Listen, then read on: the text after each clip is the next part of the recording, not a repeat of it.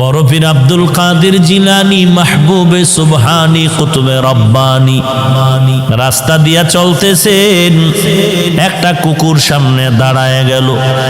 কুকুর ডাক দিয়ে কয়, বড় পীর আমার কথার জবাব দিয়া তার উপরে যাও, বলো তুমি ভালো নাকি আমি কুকুর ভালো?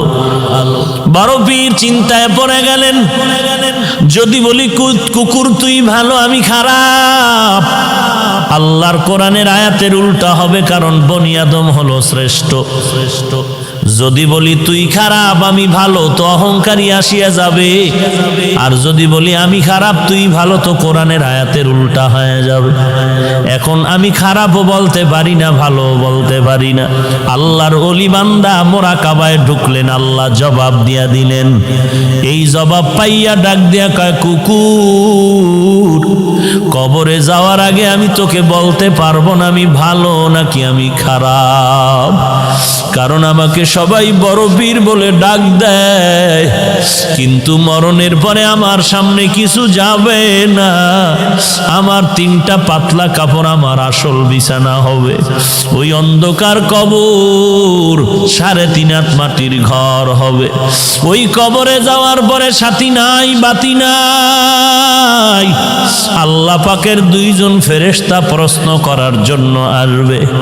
আসার পরে 1 নাম্বার প্রশ্ন, রবের পরিচয় দাও। 2 নাম্বার প্রশ্ন হবে তুমি ধর্মের পরিচয় দাও।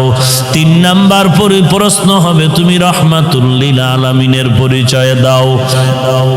যদি আল্লাহর শুকর জবাব দিতে পারি, তাহলে আমি তখন তোমাকে বলতে পারবো আমি আব্দুল কাদের জিলানী ভালো, তুই কুকুর বড় খারাপ।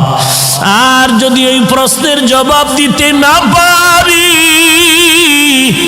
তখন আমার কবর হয়ে যাবে জাহান্নামের আগুন।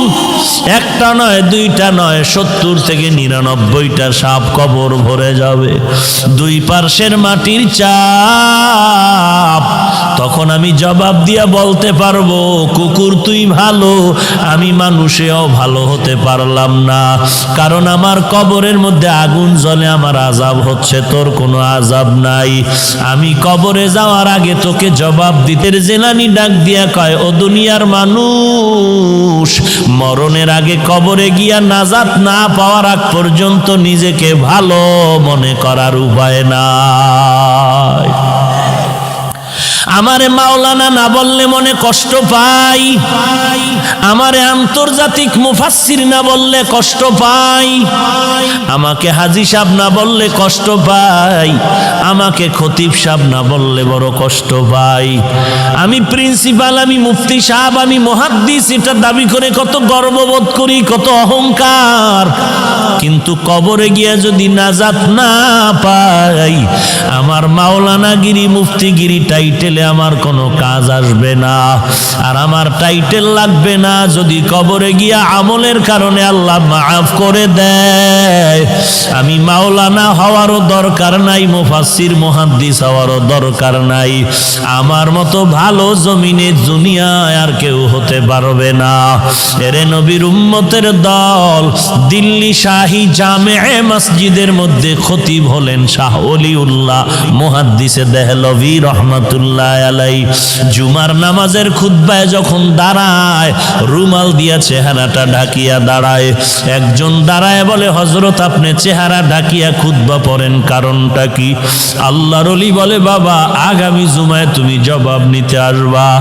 আগামী জুমায় যখন আসলো, বলে আমার কাছে দাঁড়াও। আল্লাহর ওলি শাহ ওলিউল্লাহ মুহাদ্দিস তার রুমালটা ওই প্রশ্নকারীর মাথায় দিলেন। প্রশ্নকারী একটা চিৎকার দিয়া বেহুশ হয়ে জমিনে পড়ে গেল। হুশে আসার পরে বলে, বাবা রুমালটা মাথায় দেওয়ার কারণে তুমি চিৎকার দিলা কেন? ওই লোকটা বলে, আল্লাহর কসম, আপনার রুমাল আমার মাথায় দেওয়ার পর দিল্লির বিশাল শহরে তাকায়া দেখলাম লক্ষ লক্ষ মানুষের মধ্যে কোনো মানুষ নাই।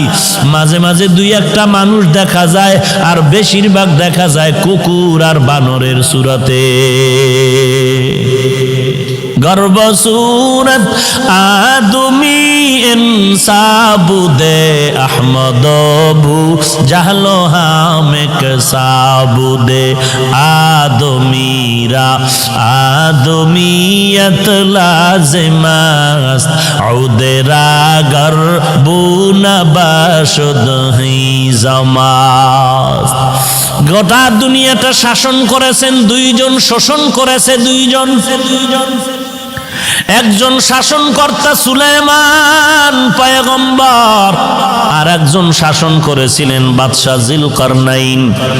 ইন্তেকালের আগে বাদশাহ যুলকারনাইন বললেন, মরার পরে জানাজা পড়াইয়া কাফনের ভেতর থেকে হাত দুইটা বের করে এলাকায় ঘুরায় ঘুরায় কবরে নিয়ে যাওয়া। যখন এনা জানাজার পরে এমন করা হলো, দুনিয়াওয়ালারা কয়, দেখ দেখ, দুনিয়ার ক্ষমতা পাইয়াও লোভ এখনো সামলাইতে পারে না, মরার পর আরো চায় আরো চায়। ইমানওয়ালা কয়, না রে বেয়াকুফ, না না, বাদশাহ যুলকারনাইন গোটা মানুষের সবক দিয়া গেল, আমি দুনিয়ার পুরা ক্ষমতা পাইয়াও আজ খালি হাতে কবরে যাইতেছি। এরে নবীর উম্মতের দল, কিসের মাস্তানি আর কিসের বাহাদুরি করো? তোমার আপন ছেলে যার জন্য তোমার ঘাম নষ্ট করে কামাই রুজি করে বাড়ি গাড়ি করো, ওই ছেলেটা তোমার গুনার ভাগ নিবে না, ওই মেয়েটা তোমার গুনার ভাগ নিবে না, তোমার মা তোমার আপন গুনার ভাগ নিবে না। দুনিয়াতে যদি মামলায় পড়ে যাও, বিপদে পড়লে দেখছনি মা বাবায় বলে এই সন্তান আমি চাই না, একটু বিপদে পড়লে মা সন্তানেরে ভুলিয়া যায়, আবার সন্তান মা বাবারে ভুলিয়া যায় স্বার্থের ভরি টানে ভরিয়া। অতএব তুমি কার পিছনে দৌড়াও, সব বাদ দিয়া তুমি আমার মাওলার সাথে যোগাযোগ লাগায়া দাও।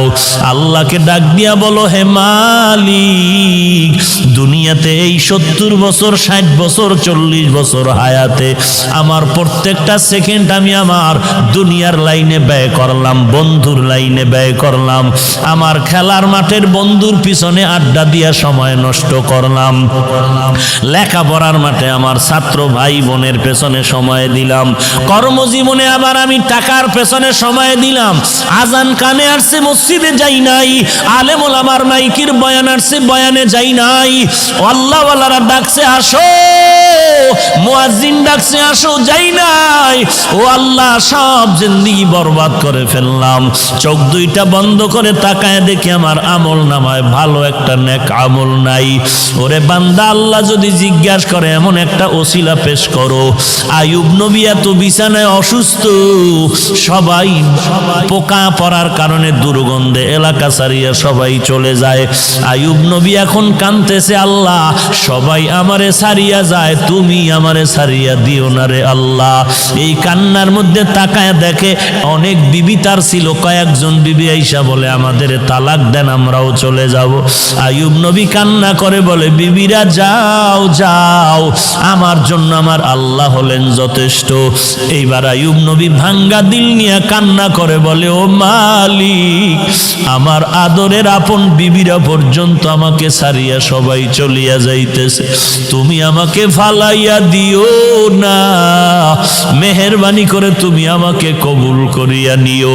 হঠাৎ আইয়ুব নবী তাকায় দেখে পায়ের কিনারায় একমাত্র বিবি রহমা বয়া বয়া কান্না করে। আইয়ুব নবী ইশারা করে বলে, বিবি সবাই গেল, তুমি কেন যাও না?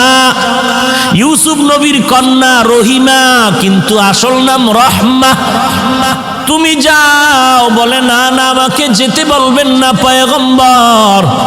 কারণটা কি? বলে, আমি আপনার খেদমতে আমার জীবনটা কাটায় দিতে চাই। কারণ কি?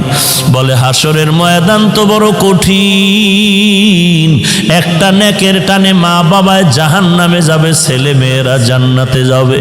একটা নেকের ব্যবধানে অনেক সময় ছাত্র জান্নাতে যাবে, ওস্তাদরা জাহান্নামে যাবে। একটা নেকের টানে বক্তা জাহান্নামে যাবে, শ্রোতারা জান্নাতে যাবে। একটা নেকের ব্যবধানে ইমাম সাহেব জাহান্নামে যাবে, মুক্তাদিরা জান্নাতে যাবে, একটা নেকের ব্যবধানে দেখা যাবে পীর সাহেব জাহান্নামে যায়, মুরিদেরা আমল করিয়া জান্নাতে যায়। এরে নবীর উম্মতের দল, রহমা নামের বিবি কান্না করে বলেন, ওই হাসরের ময়দান এমন একটা ভয়ঙ্কর ঘর, একটা জায়গা, সূর্য মাথার উপরে নেমে আসবে, সূর্যের তাপে জমিনটা তামা হয়ে যাবে, ওদিকে জাহান্নামের আওয়াজ, ওদিকে আমার আল্লাহ তাআলার কুদরতের আওয়াজ।